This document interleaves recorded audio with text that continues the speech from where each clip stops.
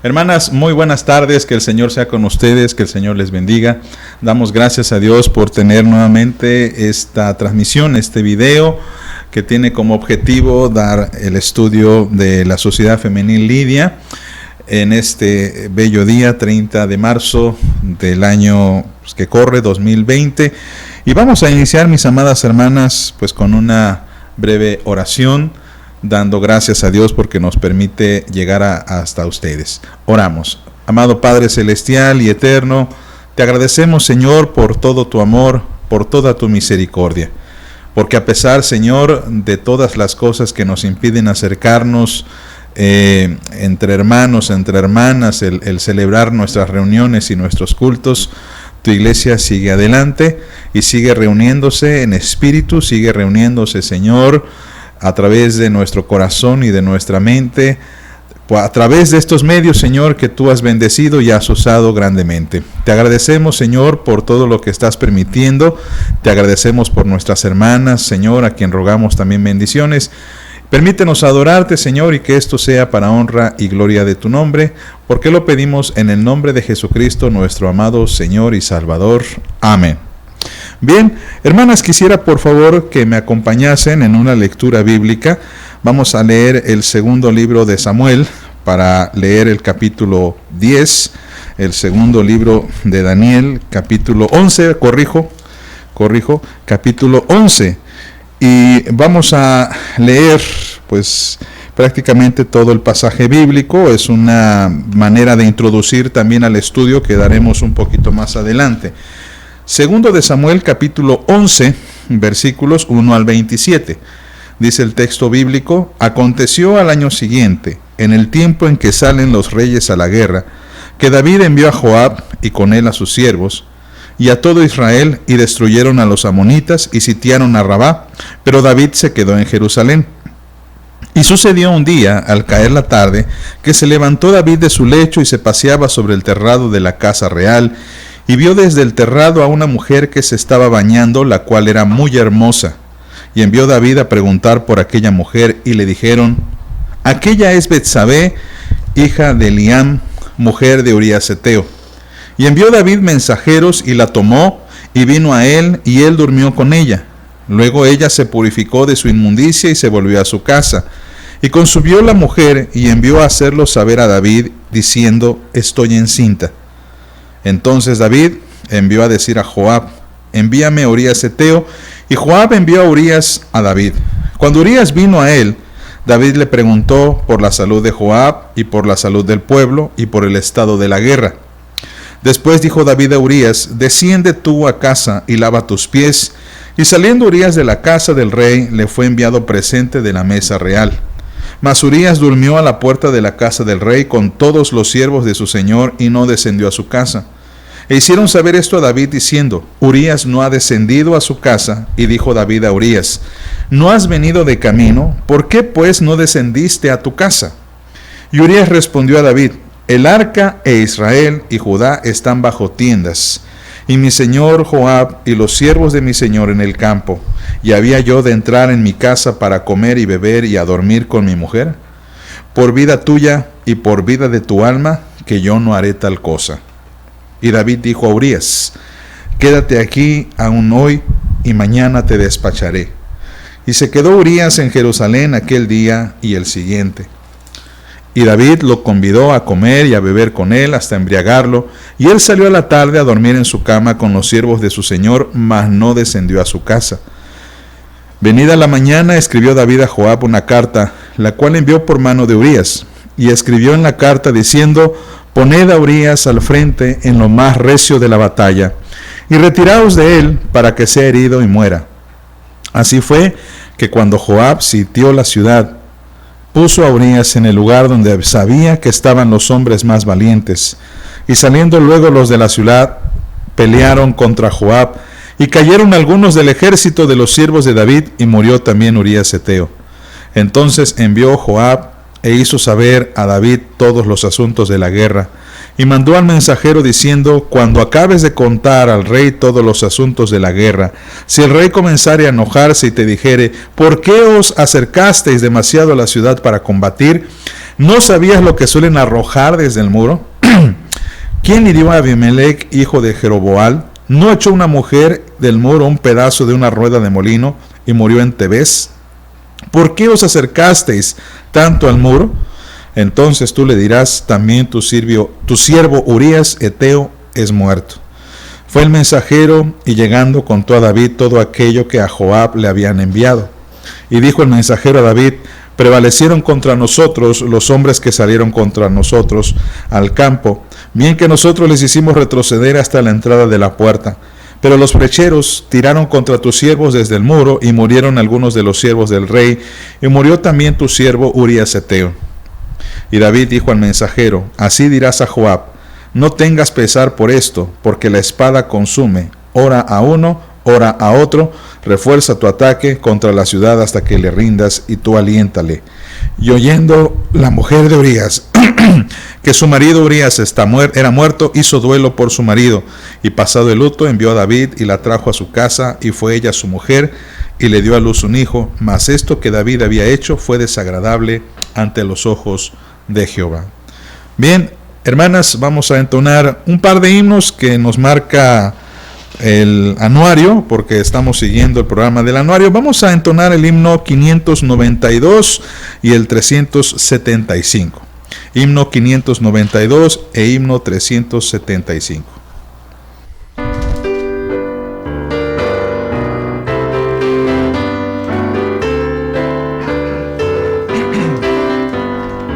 Quieres ser salvo de toda maldad, tan solo hay poder en mi Jesús. Quieres vivir y gozar santidad, tan solo hay poder en Jesús.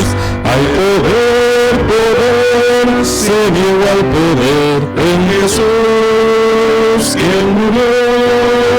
Hay poder, sin igual poder en la sangre que vertió. Quieres ser libre de orgullo y pasión, tan solo hay poder en mi Jesús. Quieres vencer toda cruel tentación, tan solo hay poder en Jesús. Hay poder, sin igual poder en Jesús, quien murió. Hay poder, sin igual poder en la sangre que vertió. Quieres servir a tu Rey y Señor, tan solo hay poder en mi Jesús. Ven y ser salvo podrás en su amor, tan solo hay poder en Jesús. Hay poder, sin igual poder en Jesús, quien murió. Hay poder, sin igual poder en la sangre que vertió.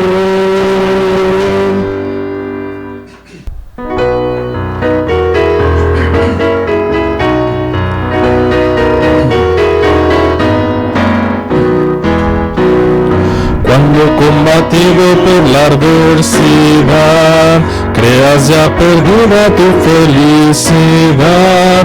Mira lo que el cielo para ti guardó, cuenta las riquezas que el Señor te dio. Cuenta las riquezas de tu Dios, mira las riquezas de su amor.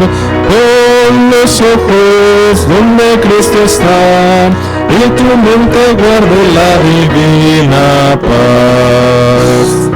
Andas agobiado por algún pesar, tu cruz te parece dura de llevar. Cuenta las promesas del Señor Jesús, y de las tinieblas nacerá la luz. Cuenta las riquezas de tu Dios, mira las riquezas de su amor. Pon los ojos donde Cristo está, y tu mente guarde la divina paz. Cuando de otros veas la prosperidad y tus pies claudiquen tras de su maldad, cuenta las riquezas que tendrás por fe, donde el oro es polvo que dará tu pie. Cuenta las riquezas de tu Dios, mira las riquezas de su amor. Pon los ojos donde Cristo está, y tu mente guarde la divina paz. Aunque grande sea tu aflicción aquí, no te desalientes, Dios está por ti. Sea su propio Hijo, no se reservó, aun verás riquezas que ojo nunca vio. Cuenta las riquezas de tu Dios, mira las riquezas de su amor.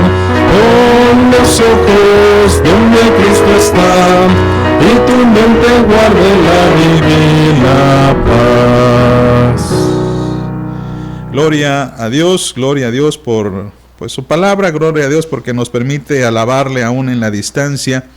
Y hermanas, pues vamos a introducirnos ahora sí a lo que es nuestro estudio de este día lunes con el tema, el título de Jehová me libera de mi propia cárcel. Debo recordarles que estamos estudiando según el anuario en este mes el tema general de a Dios le importas, a Dios le importo.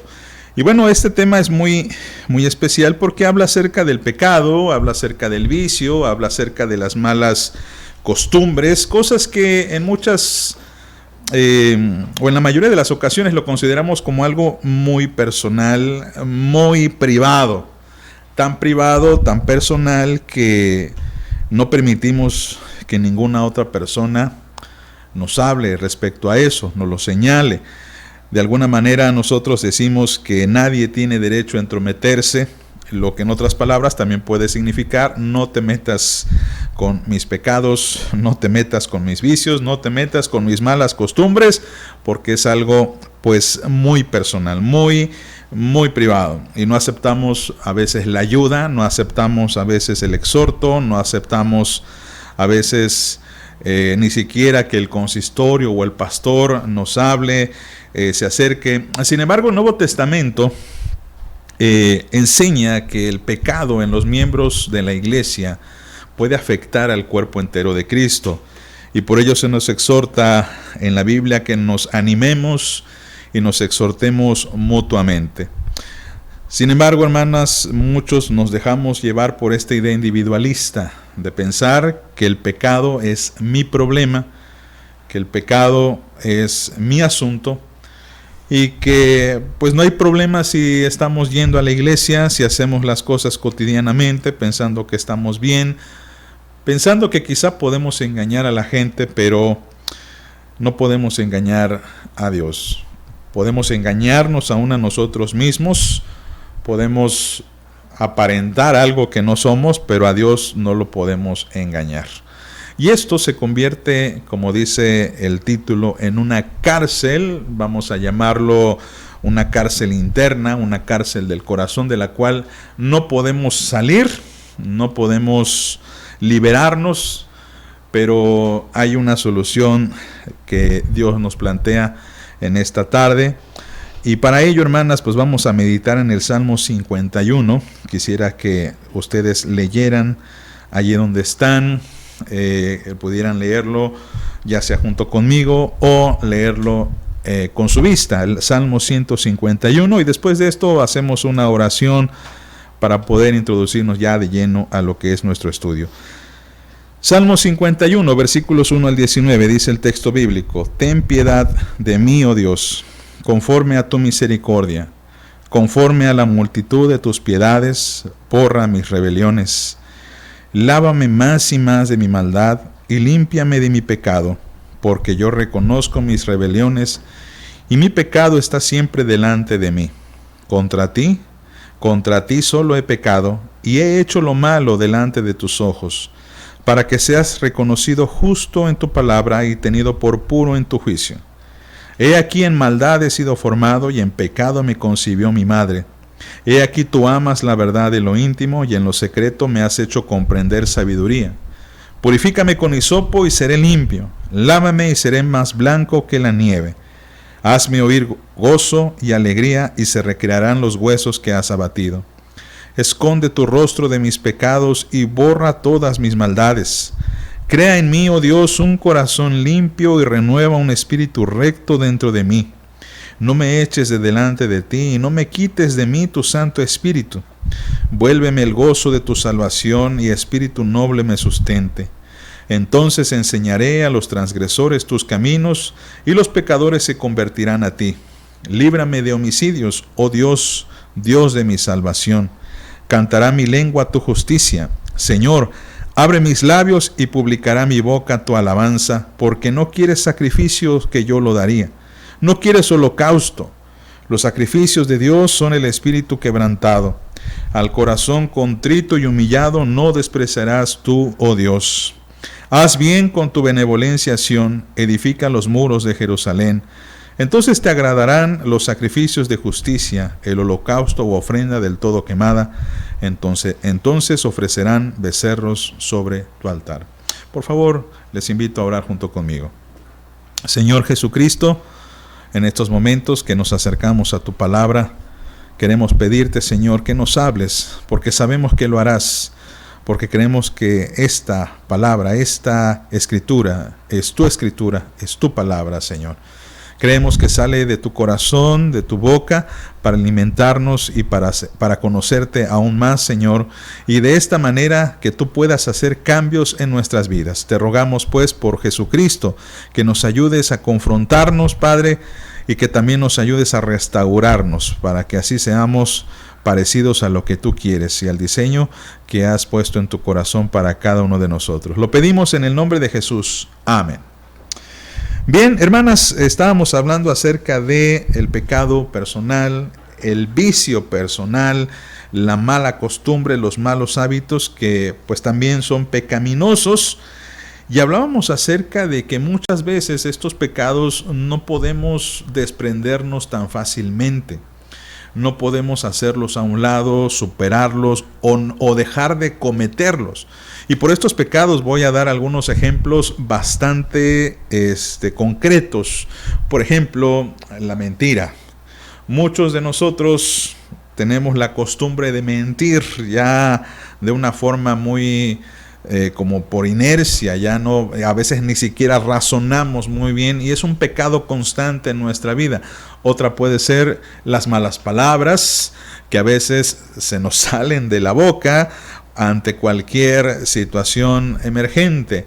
Insultamos a la primera de cambio y no podemos quitarnos ese mal hábito. Hablemos también de cosas todavía mucho más serias como un vicio, por ejemplo el alcohol, por ejemplo las drogas, el juego, la pornografía en algunos varones, etcétera.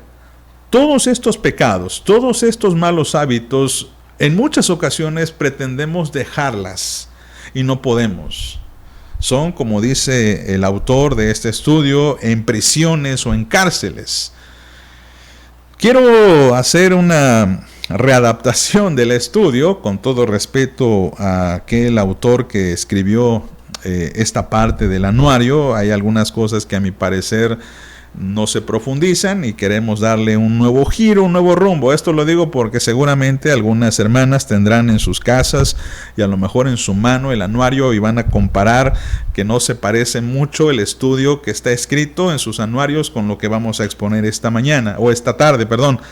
Pero la idea es que pues vayamos explorando más qué es lo que dice la palabra. Saben que es la palabra la que nos tiene que hablar. Y en la palabra en este salmo, encontramos 3 aplicaciones muy prácticas acerca de cómo salir de esa prisión, cómo salir de ese pecado, cómo salir de ese vicio. Ahora, quiero decir, hermanas, que esto solamente es un estudio, digamos, muy breve.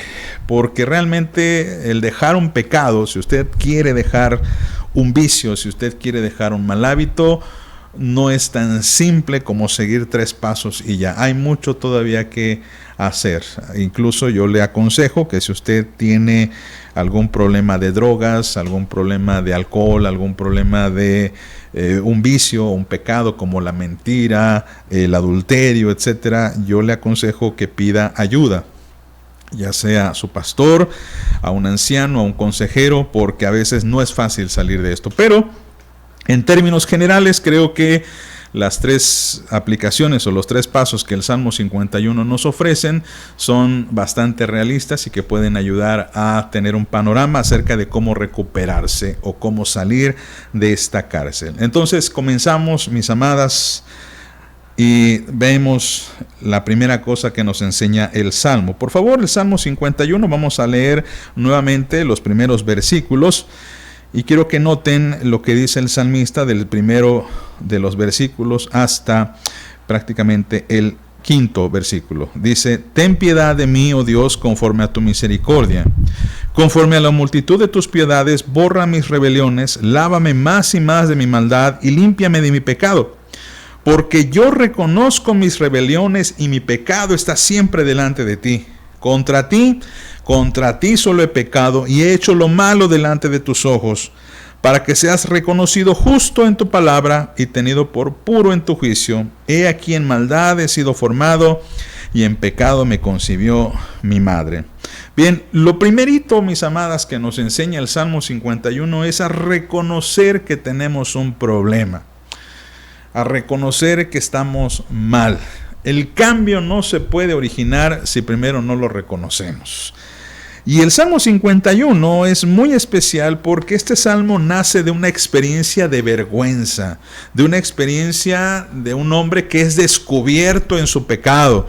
Porque si usted lee atentamente este salmo, se va a dar cuenta que fue escrito por el rey David. Y no solamente fue escrito por el rey David, sino nos dice la Biblia misma, en la Reina Valera, que la circunstancia en la que David escribe este salmo es cuando nos dice el mismo texto, después que él se llegó a Betsabé y vino Natán el profeta a confrontarlo. Entonces, hermanos, hermanas, pues aquí vemos a un hombre que ha sido avergonzado, y no solamente cualquier hombre, el rey de Israel.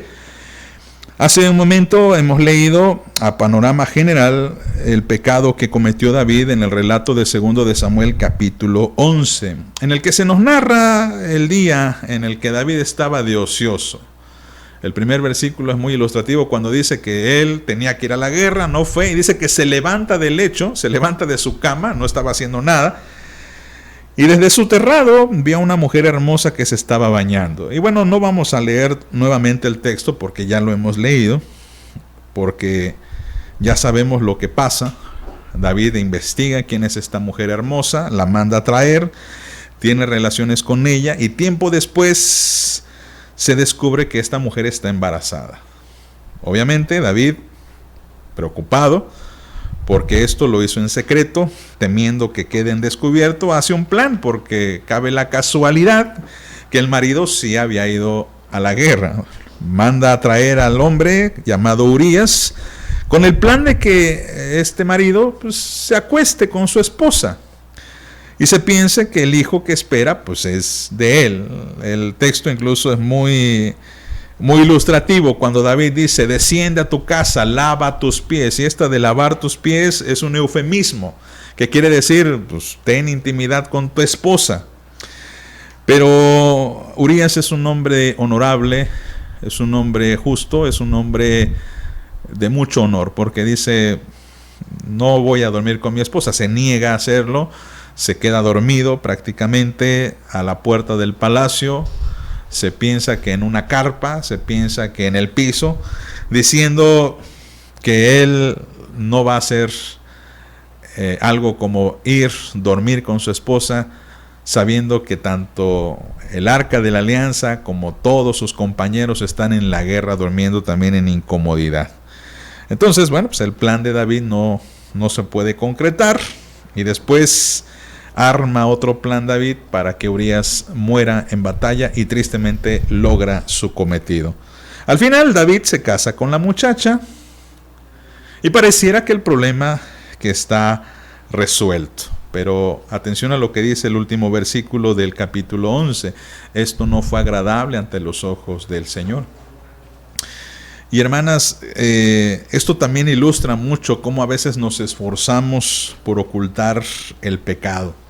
Hacemos planes, hacemos cálculos, nos creemos muy listos, pensamos que nos vamos a salir con la nuestra, pero Dios siempre trastorna estos planes. Y el capítulo 12 de 2 de Samuel nos narra la confrontación entre Natán y David. Natán va a confrontarlo diciéndole que Dios conoce este secreto, que Dios conoce lo que hizo David, y David entonces queda expuesto. Lo que él quería ocultar, lo que él quería tener en secreto, Dios lo saca a la luz a través pues de esta condena pública que hace el profeta. Y por eso David, arrepentido, escribe este salmo, el Salmo 51. Él se ve descubierto, se ve humillado. Y hermanas, es muy humillante cuando alguien, dice el dicho coloquial, nos cachan en la movida, nos cachan haciendo cosas que no deberíamos hacer. Y lo que David nos enseña con base a su experiencia es que lo mejor es confesar el pecado y no que seamos descubiertos en él. Porque el ser descubierto pues, también es algo humillante. Hermanos, en 2 de Samuel, capítulo 12, nos damos cuenta cómo David se tiene que tragar sus propias palabras. Recuerdan ustedes que Natán le enseña una parábola de un hombre y su pequeña oveja, que hasta duerme con ella y la trata como una de sus hijas. Y viene un hombre malvado que tiene muchas ovejas y se queda con esta ovejita. Y David se enoja y se enfurece. Y Natán le dice, ¿de qué te enojas? Tú eres ese hombre. Tú eres aquel que hizo tal bajeza. Y entonces David se ve descubierto. Y Natán le dice, por tu culpa hiciste que se blasfemara el nombre de Dios. Así, hermanas, hermanos, el primer paso para ser libre de la cárcel del vicio, del pecado, es sencillamente reconocer que tenemos un problema. Parece pues demasiado difícil, ciertamente, y lo es. Lo es porque implica, mis amadas, renunciar a nuestro orgullo, a nuestra sabiduría, a lo que nosotros aparentamos, pero es lo mejor. Proverbios capítulo 28, versículo 13, nos dice muy tajantemente, por favor escuchen, Proverbios 28, 13, el que encubre sus pecados no prosperará, mas el que los confiesa y se aparta alcanzará misericordia. Hermanas, hermanos, no espere a que Dios lo confronte, no espere a que Dios lo avergüence, porque a veces, mis amadas, esto no sería necesario. Pero cuando estamos necios, cuando seguimos adelante con nuestros planes, a veces Dios, para que tomemos conciencia, nos confronta. Y esto lo hace para que reconozcamos que tenemos un problema, un vicio, una mala costumbre. Y lo mejor, hermanas, es primero confesarlo al Señor. Puede decirle, Señor, tengo esta tentación muy fuerte y no puedo salir con él, o no puedo salir de él. Otro paso práctico sería hablarlo con una persona de confianza, un creyente maduro, que me ayude a orar, que me ayude a buscar una solución. Esto es muy penoso, hermanos, pero es más penoso aún que a uno lo descubran. Qué triste es cuando a veces en el pueblo cristiano hallamos o encontramos a hermanos o hermanas cometiendo pecados. Lo mejor es que uno lo reconozca y que acuda con otra persona diciéndole, hermano, necesito tu ayuda. Para eso dice la Biblia en el Nuevo Testamento que estamos en la iglesia. Soportaos los unos a los otros, restauraos los unos a los otros. Pablo dice en Gálatas 6:1 que si alguno fuere sorprendido en alguna falta, dice nosotros o ustedes, dice que son espirituales, restauradle en espíritu de mansedumbre. Lo segundo, mis amadas, que nos enseña el Salmo es que debemos reconocer que solo Dios puede salvarnos.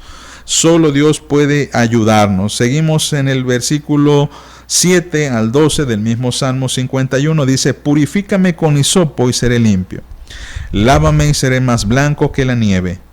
Hazme oír gozo y alegría, y se recrearán los huesos que has abatido. Esconde tu rostro de mis pecados y borra mis maldades. Crea en mí, oh Dios, un corazón limpio y renueva un espíritu recto dentro de mí.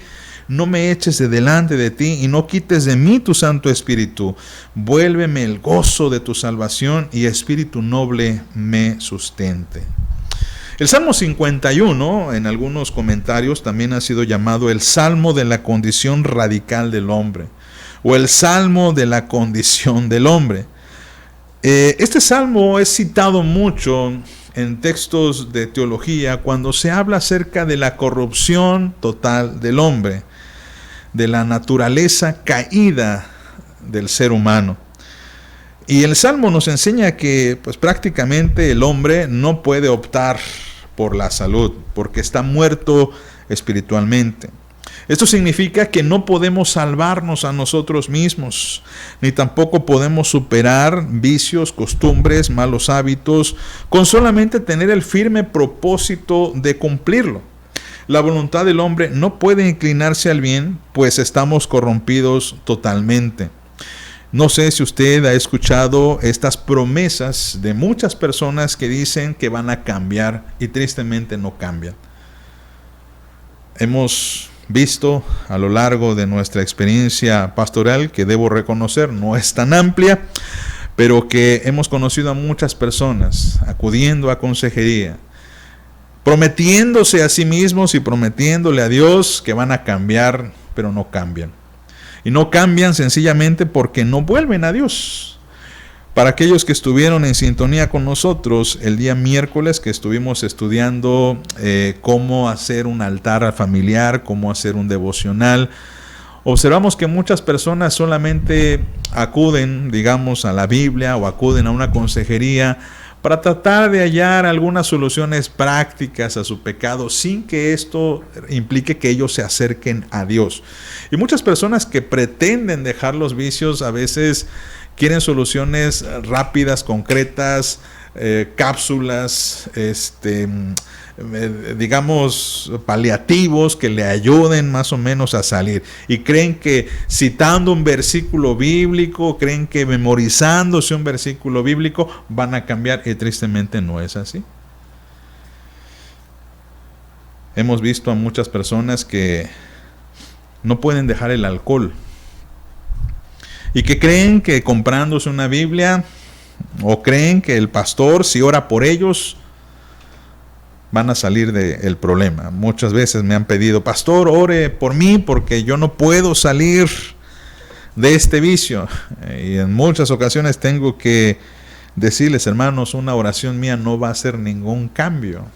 Dios es el único que puede hacer cambios en ti. Por eso siempre tenemos que mirar a Dios, el único que en verdad puede ayudarnos en nuestros pecados, en nuestros vicios, en nuestras maldades. Porque no podemos cambiar mediante tratamientos, mediante buenos deseos, ni siquiera mediante terapias, ni con base a nuestra férrea voluntad. Pues a pesar de que en algún momento pueden ayudarnos a aliviar ciertos síntomas, lo cierto es que nunca dejamos de ser viciosos a menos que Cristo venga y cambie nuestra naturaleza caída. El salmista sabía, David sabía que él podía volver a pecar. Jamás le dijo a Dios, si ustedes leen en el Salmo, jamás le dijo a Dios: de ahora en adelante ya no voy a pecar. Ni tampoco le dijo que va a hacer el firme propósito de mantenerse firmes. Lo que él pidió, noten ustedes, fue que el Señor le limpiara y que creara un corazón limpio y renovara un espíritu recto dentro de él, porque David sabía que él no tenía el poder ni la capacidad de evitar el pecado. Ninguno de nosotros puede dejar el pecado tan fácilmente. Lo que David nos estaba enseñando a nosotros, hermanas, hermanos, es esto que conocemos como la doctrina del nacimiento, de la regeneración. el cual consiste en que Dios cambia nuestro corazón y coloca una vida espiritual nueva, habiendo nosotros estado muertos previamente.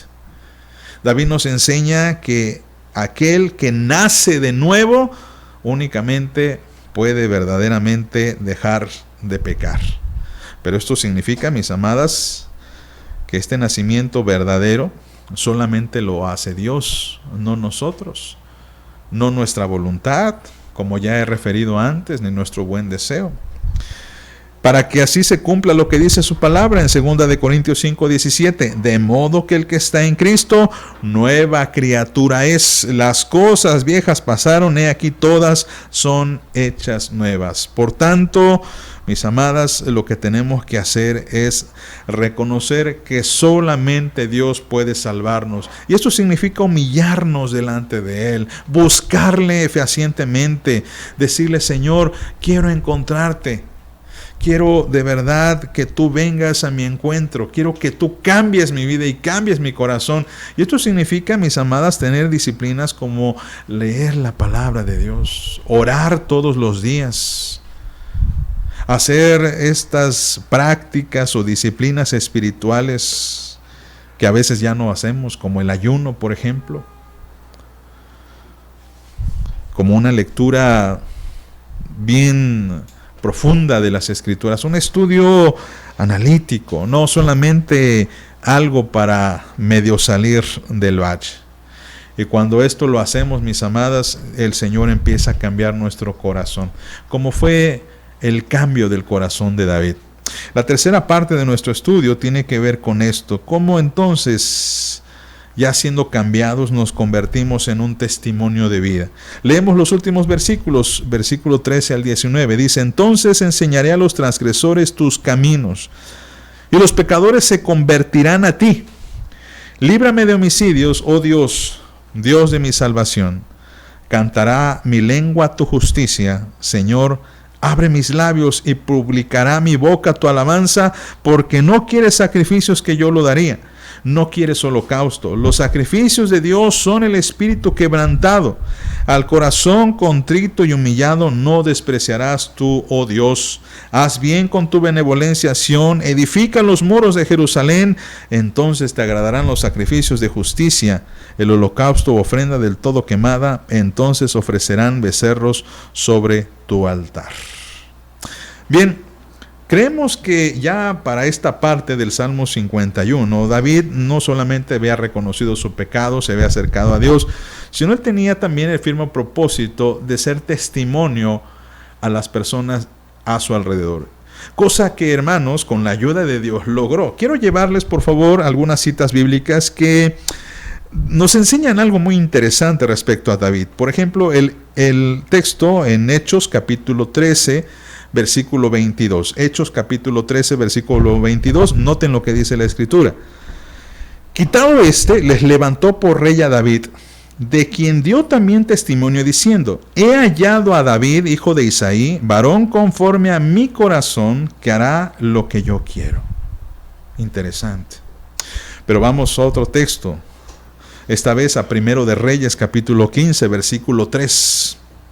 Dice: y anduvo en todos los pecados de su padre, que su padre, había cometido antes de él, y no fue su corazón perfecto con Jehová su Dios, como el corazón de David su padre. Unos versículos más adelante, versículo 11 del mismo capítulo, Primero de Reyes 15:11, dice: Asa hizo lo recto ante los ojos de Jehová, como David su padre.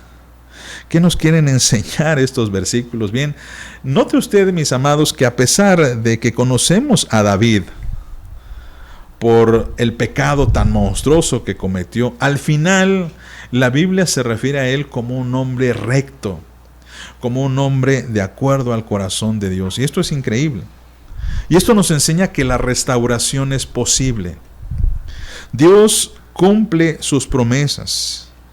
Y al cumplirlas, mis amadas, en nosotros, pues requiere que nosotros nos convirtamos también en un testimonio de vida para los demás.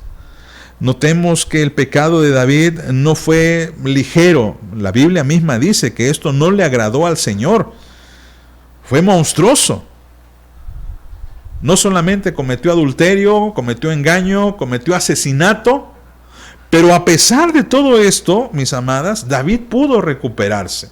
En nuestro tiempo quizá la gente pudiera decir, qué horror, qué escándalo, qué abominación, qué terrible, qué falta de respeto al Señor, qué falta de honor. Pero notemos algo muy importante, Dios le devolvió el honor a David. Al final Dios reconoció a David como un hombre recto, no porque era inocente, sino porque Dios perdonó su pecado y lo restauró. Hermanos, no podemos minimizar el pecado de David. Fue monstruoso, pero la restauración de Dios es más poderosa que cualquier pecado. Esto nos enseña que no hay vicio, no hay pecado, no hay maldad que Dios no perdone. No hay vida que Dios no restaure. Y Dios lo ha hecho a través de los siglos. Amado, amada, si le contara lo que han visto estos ojos, matrimonios que estaban a punto de disolverse por una infidelidad, y Dios restauró a ese matrimonio, perdonó el pecado. Personas que estaban hundidas en las drogas y que usted no hubiese dado ninguna esperanza y aún así Dios les levantó. Conocí a un joven que era drogadicto, borracho, que se amanecía en las calles y es increíble cómo Dios lo levantó y el día de hoy es un pastor. Hay personas que han estado en deudas. Hay personas que han estado en situaciones malsanas, costumbres malsanas, y que ahora sus vidas brillan de amor de Cristo. He visto jóvenes envueltos en el vicio de la pornografía y hoy son hombres dedicados al Señor. ¿Qué nos enseña esto? Bien, ¿cuál es tu vicio? ¿Cuál es tu problema? ¿Cuál es tu pecado? No hay problema, no hay pecado, no hay vicio tan grande que Dios no pueda resolverlo. Y David se convirtió en un testimonio viviente de que la restauración es posible. Y cuando uno es restaurado, mis amadas, cuando uno es restaurado, mis amados, uno puede ser testimonio para los demás. Quizás si David no hubiese reconocido su pecado, si no se hubiese arrepentido, reconociendo que solo Dios podía cambiar su corazón, es muy posible que otras cosas se contarían de él. Pero si conocemos a David, no solamente es por su pecado, que claro, tuvo sus consecuencias si seguimos leyendo el pasaje en 2 de Samuel. Pero realmente a David lo conocemos como un varón conforme al corazón de Dios. Usted puede ser esa persona conforme al corazón de Dios, a fin de que luego vaya a sus hermanos y diga a sus hermanos, hermanos, la restauración en el Señor es posible. Pero, vuelvo a refrendar a manera de conclusión, necesitamos reconocer que estamos mal. Necesitamos reconocer que hay pecado en nuestra vida. Necesitamos reconocer con humildad que no estamos haciendo bien las cosas. Y la forma en cómo lo debemos reconocer no es solamente ante Dios, sino también ante algunas personas, ante alguien que pueda ayudarnos, alguien que pueda restaurarnos, que pueda aconsejarnos, que pueda orar por nosotros. Hermanos, tristemente aquí tengo que decir esto. Ninguna persona se restaura si no cuenta con un apoyo. Y esto es cierto en el 100% de los casos. Yo le diría lo que se decía por ahí hace muchos años, cuéntaselo a quien más confianza le tengas, pero no solamente eso, sino cuéntaselo a la persona que también sea madura en su fe, que te apoye, no que te critique, que te respalde, que ore por ti. Puede ser tu anciano de iglesia, tu pastor, una hermana en la sociedad femenil, alguien que esté a nuestro lado. Segundo, a pesar de ello, tenemos que recordar que el único que restaura es Dios. Solo Dios puede salvarnos, solo Dios puede quitarnos estos pecados, estos vicios. Solo Dios puede transformar este corazón de piedra y volverlo un corazón de carne. Y en ese encuentro con Dios, en ese caminar con Dios, que implica el que uno esté sometido a su voluntad, que uno estudie la palabra, que uno ore de verdad, que uno esté de rodillas, que uno ayune buscando la dirección de Dios, Dios irá cambiando lo que hay en nosotros que está mal. Para que cuando llegue esa restauración, usted se convierta en un testimonio de vida a los demás. Usted pueda enseñar a otros y ayudar a otros a salir de sus pecados también. Porque esto es maravilloso. Esto es hermoso, el ver que personas que ya pasaron por pecados que a lo mejor nosotros tenemos, han salido, y cómo ellos nos pueden ayudar a ser restaurados. De eso se trata el ser iglesia, de eso se trata el sostenernos, el animarnos, el exhortarnos mutuamente. Es lo que Pablo enseñaba en las iglesias a las que predicaba y a las que escribía.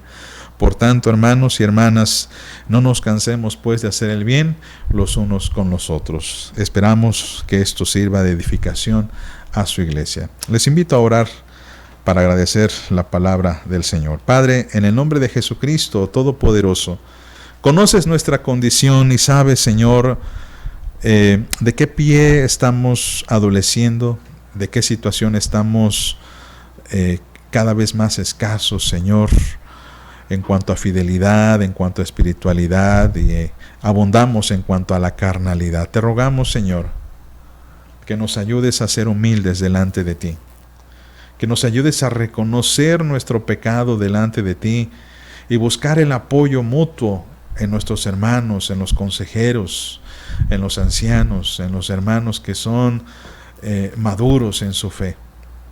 Ayúdanos también, Padre, a todos aquellos que en algún momento podemos ayudar a otros a ser humildes, a prestar este respaldo pastoral y espiritual.